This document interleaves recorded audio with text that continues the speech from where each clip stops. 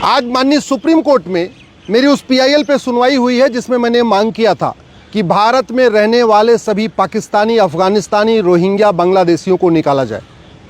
2017 में ये मैंने पीआईएल फाइल किया था और मेरा मानना है कि इस समय भारत में लगभग 6 करोड़ घुसपैठिए रह रहे हैं।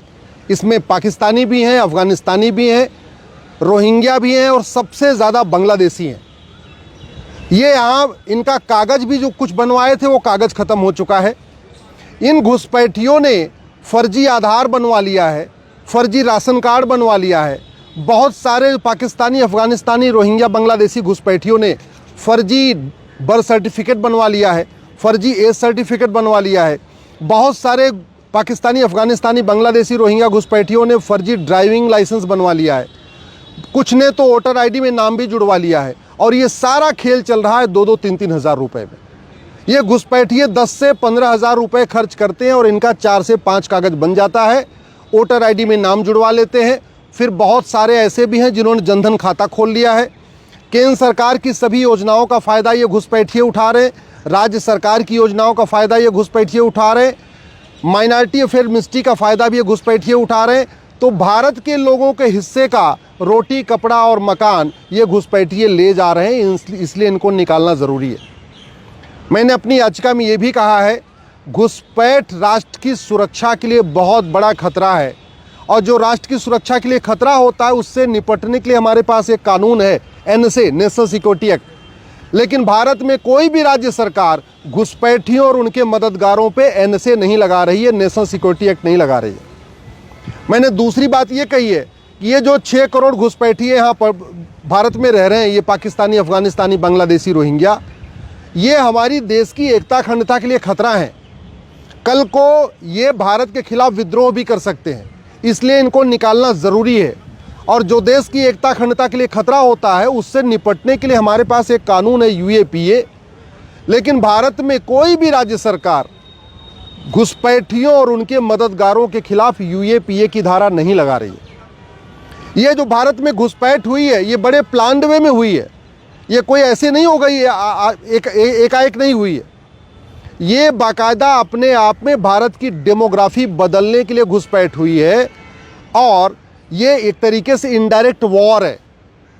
और इनडायरेक्ट वॉर से निपटने के लिए जो नई भारतीय न्याय संहिता है इसमें भी वेजिंग वॉर की धारा है।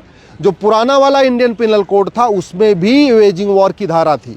लेकिन आज तक किसी भी राज्य सरकार ने, किसी भी जिले की पुलिस ने घुसपैठियों और उनके मददगारों के खिलाफ वेजिंग वॉर की धारा नहीं लगाई है।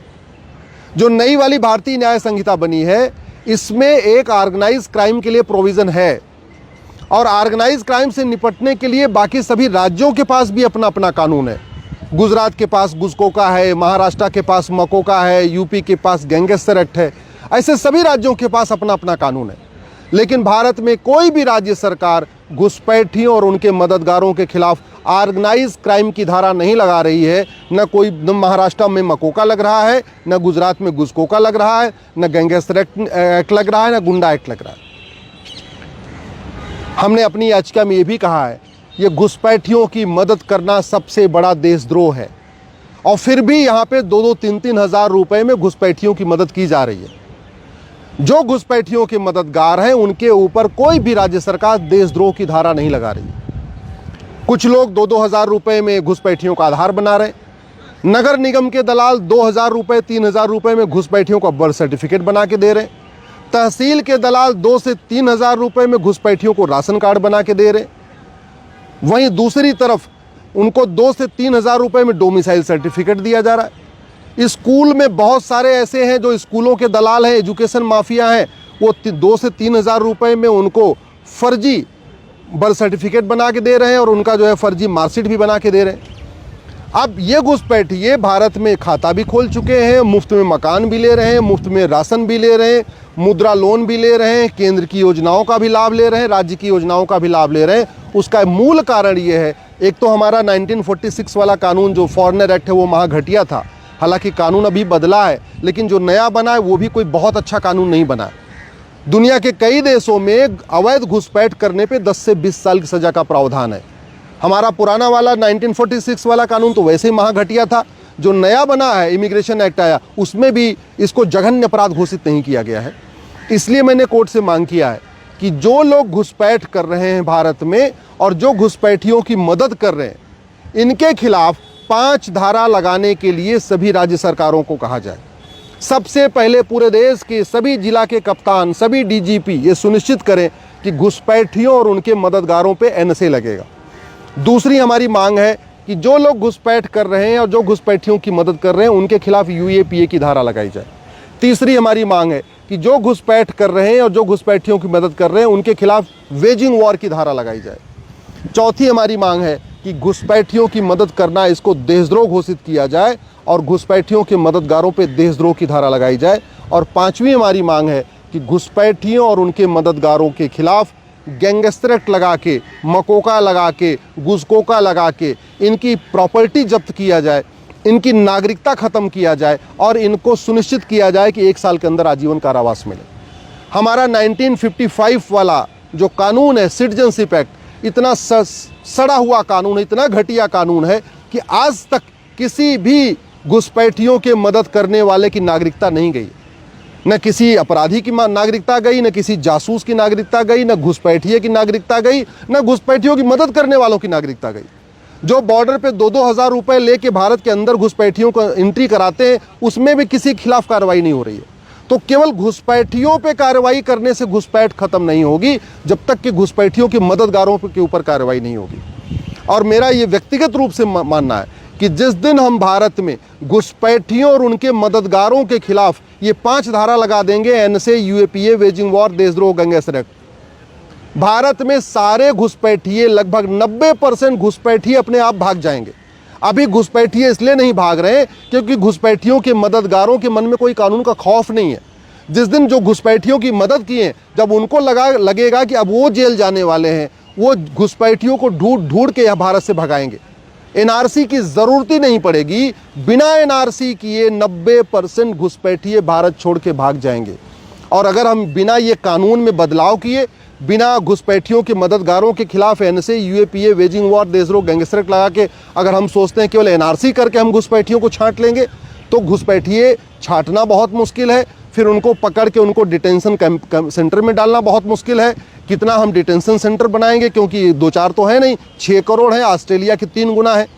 ऑस्ट्रेलिया की जनसंख्या 2 करोड़ है और भारत में 6 करोड़ घुसपैठिए रह रहे हैं। ऐसा कोई जिला नहीं है जहाँ घुसपैठियों ने अपना झुग्गियाँ नहीं बना लिया है। नदियों के किनारे घुसपैठियों ने झुग्गी बना लिया है, जंगलों में घुसपैठी झुग्गी बना लिया है। उत्तराखंड देख लीजिए आप, हिमाचल देख लीजिए, जितने बॉर्डर के स्टेट हैं वहाँ इन्होंने अपने पूरी झुग्गियाँ बना लिया है। एयरपोर्ट के किनारे घुसपैठियों की झुग्गी बन गई है, बंदरगाहों के किनारे घुसपैठियों की झुग्गी बन गई है। जितने हमारे हाईवे हैं, एक्सप्रेसवे हैं और रेलवे के हमारे जो मेन लाइनें हैं, जो मेन ट्रैक हैं, वहाँ इन्होंने झुग्गी बना लिया है। बस स्टैंड हो या रेलवे स्टेशन, वहाँ झुग्गी बना लिया है। तो इनको ढूंढने पे ढूंढ के एनआरसी करना बहुत मुश्किल है।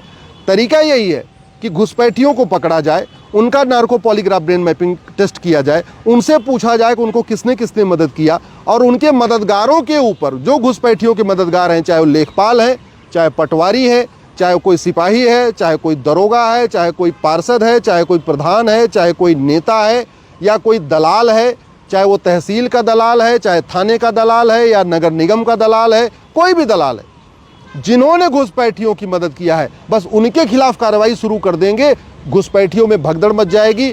पाकिस्तान के रहने वाले पाकिस्तान भाग जाएंगे, अफगानिस्तान वाले अफगानिस्तान भाग जाएंगे, रोहिंग्या जो है ये म्यांमार भाग जाएंगे और बांग्लादेशी बांग्लादेश भाग जाएंगे। यही तरीका है देश को सुरक्षित करने का, क्योंकि भारत की डेमोग्राफी पहले ही बदल चुकी है। 800 जिलों में से 200 जिलों की डेमोग्राफी बदल चुकी है। इसका सबसे बड़ा कारण है घुसपैठ। 6000 तहसीलों में से 1500 तहसीलों की डेमोग्राफी बदल गई है, उसका सबसे बड़ा कारण है घुसपैठ। 9 राज्यों में ऑलरेडी डेमोग्राफी पूरी बदल चुकी है। पूरे बॉर्डर पे जो 300 तहसीलें हैं, उन सभी 300 तहसीलों की डेमोग्राफी बदल चुकी है। इसलिए मैंने माननीय सुप्रीम कोर्ट से मांग किया है कि सभी राज्य सरकारों को और केंद्र सरकार को निर्देश दें कि घुसपैठियों को पकड़ें, उनका narco polygraph brain mapping test करें और जो घुसपैठियों के मददगार हैं भारत में, उनके खिलाफ एनएसए लगाएं, यूएपीए लगाएं, वेजिंग वॉर लगाएं, देशद्रोह लगाएं, गैंगस्टर एक्ट लगाएं और लगा के ये सुनिश्चित करें कि कोर्ट के अंदर इनको साल भर के अंदर सज़ा मिले। घुसपैठियों के मददगारों को सज़ा मिलना शुरू हो जाएगी, घुसपैठी अपने आप भाग जाएंगे, नहीं तो केवल हम एनआरसी के भरोसे बैठे रहेंगे, एनआरसी कभी सफल नहीं हो पाएगी।